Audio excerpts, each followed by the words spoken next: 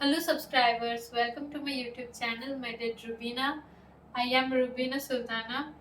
So today I'm going to say my NEET journey, NEET 2024. तो पहले मैं बताना चाहती हूँ कि मेरे प्राइमरी एजुकेशन जो है वो मेरे होम टाउन में ही हुआ था।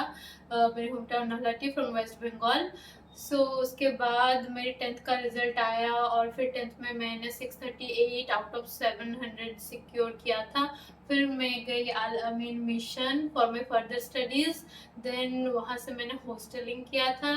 तो फिर 11th-12th मैंने वहीं पे बिताए और फिर 12th में जाके मेरे स्कोर था 95% इन एचएस और इन 12th। उसके बाद मैंने सोचा कि मैं नीट के लिए प्रिपरेशन कर लेती हूँ और मेरे घर वाले भी चाहते थे कि मैं नीट के लिए प्रिपरेशन करूँ, फर्दर डॉक्टर बनूँ। तो इसलिए मैंने प्रिपरेशन अपनी स्टार्ट किया था।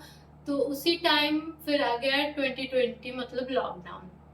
लॉकडाउन के टाइम पे जो था प्रिपरेशन बहुत ही ख़राब चल रही थी, स्टार्टिंग ही हुआ था उससे। तो फिर मैंने आलमीन मिशन में ही फर्दर कोचिंग के लिए एनरोल किया था। तो फिर वहाँ मतलब जब चलती थी तो ऑनलाइन क्लासेस ही चलते थे, तो फिर प्रॉपर वो नहीं हो पाता था। फिर तो गया 1 साल, फिर वहाँ जब मैंने नीट दिया तो मेरे स्कोर करीब 400 सा बन रहा था फर्स्ट अटेम्प्ट में।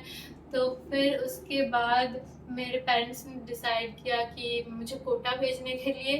तो फिर मैं कोटा गई और कोटा में मैं तब हॉस्टल में रहती थी जब फर्स्ट टाइम, और वहाँ का एक्सपीरियंस तो कुछ अलग ही है। फैकल्टीज तो बहुत ही अच्छे हैं ताकि आप सबको पता है, लेकिन वहाँ मतलब हम वेस्ट बंगाल से जाके वहाँ रहने के लिए थोड़ा सा मुश्किल तो हमें होती है, चाहे खाना हो या और कुछ। तो फिर हमने बिताए वो साल 2021 था वो। तो फिर 2021 या 2022, तो फिर मैंने वहाँ 1 साल कोचिंग की।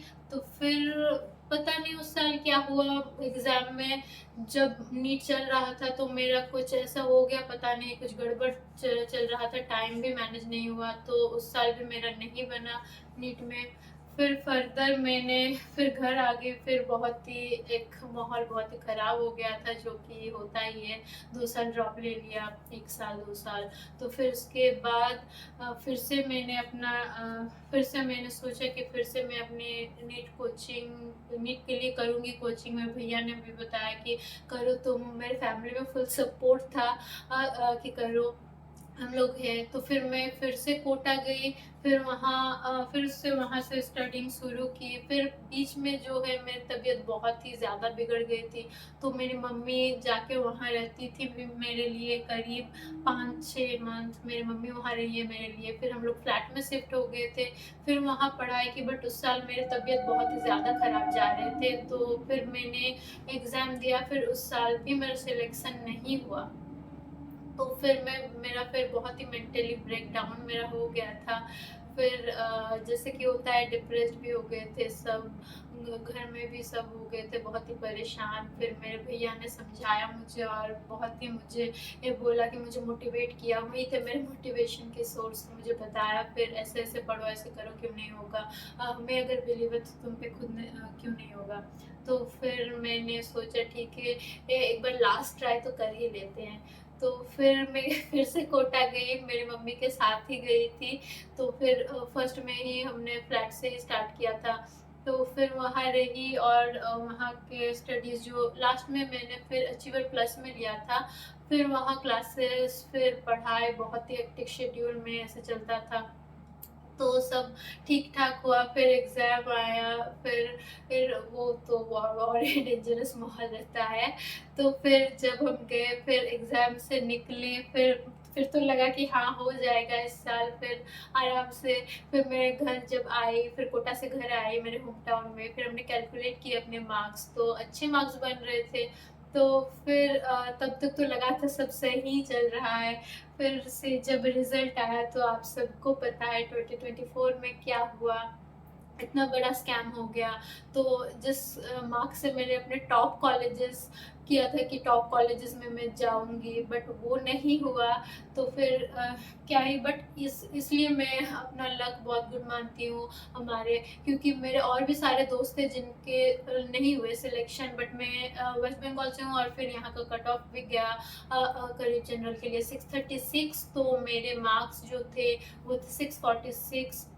तो फिर मेरा सिलेक्शन हो गया और मैंने अपने ही स्टेट में लिया था, कॉलेज स्टेट कोटा से। तो मेरा सिलेक्शन तो हो गया और अभी तो राउंड 1 का काउंसलिंग कंप्लीट हो गया है और मैंने Malda medical college and hospital में एडमिशन ले लिया है, जो मेरे घर के करीब है। थोड़ा बहुत 2-2.5 घंटे मैं ट्रेन से आराम से जा सकती हूँ। तो फिर एडमिशन डे में भी ठीक ही था, सब सीनियर्स से भी इंटरेक्शन हुई है। और फिर मैंने अभी फर्दर अपग्रेड तो किया है, बट कुछ कॉलेजेस के लिए किया है, पता नहीं मिलेंगे भी नहीं, बट मैं ट्राई कर रही हूँ। अगर अपग्रेडेशन में मिल जाता है तो फिर सही है, फिर मैं ले लूँगी अपने कॉलेज, जो भी ओवरनाइट्स ओके है, जो भी लिखा है। क्योंकि मेरे बहुत सारे फ्रेंड्स हैं जिनको तो कॉलेजेस भी नहीं मिल रहे हैं, फिर से वो कोचिंग लेंगे, फिर से वही सेम चीज़, जो कि बहुत ही ख़राब होती है, मुझे पता है। तो ऐसे ही चली थी। तो अब जो है, अभी तक तो कुछ नोटिस नहीं आई है, मेरा एडमिशन हो गया है। फिर कॉलेजेस कब तक स्टार्ट होंगे, शायद एनएमसी का नोटिस तो आ गया है, 14 अक्टूबर से स्टार्ट है। तो फिर अभी देखते हैं क्या होता है फर्दर। सो अब तक यही, bye bye guys. So don't forget to like, share and subscribe my channel.